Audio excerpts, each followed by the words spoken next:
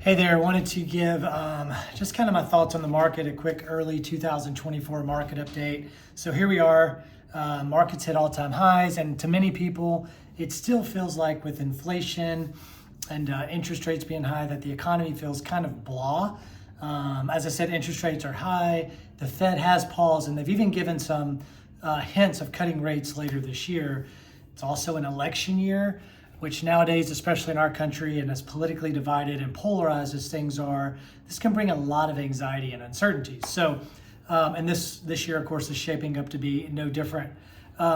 So what does our crystal ball say? Well, it's always a little foggy, and I've learned after 20 years of doing this that no one can predict what the stock market's gonna do, but what good advisors can do is they can adjust your wealth management plan and your portfolio to reflect the current risk and return data, and then individualize that to you and your plan. So here's what I mean. The last 5 years, bonds and money markets, let's say, we're paying basically nothing, right? And here we are now with, you can get paid 5% or more to sit on the sidelines with very little risk. And at some point this year, there's a good chance that rates start to go down, and maybe that won't be the case, but there's still opportunity here.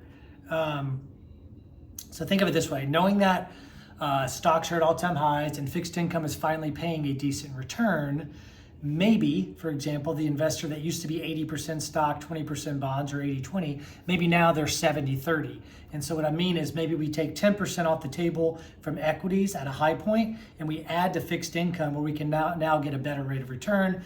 And yes, and if we do that, we still cheer for stocks to rise and we get paid well if they do so, but we lower the risk a little bit in the portfolio after a great run in equities. And the fact also is that said client is maybe 5 years older from when we last adjusted it, which also makes sense to maybe de-risk the portfolio. So the timing works out really well. Another way we can accomplish this is by doing things like keep the same portfolio allocation, but build up some cash and dry powder on the sidelines, which effectively does the same thing. And then you can deploy that cash into stocks or real estate when they're down, when the next downturn happens. So my point is, these are the conversations that we need to be having, not trying to worry about the stock market and timing when to get in, when to get out, which doesn't usually work.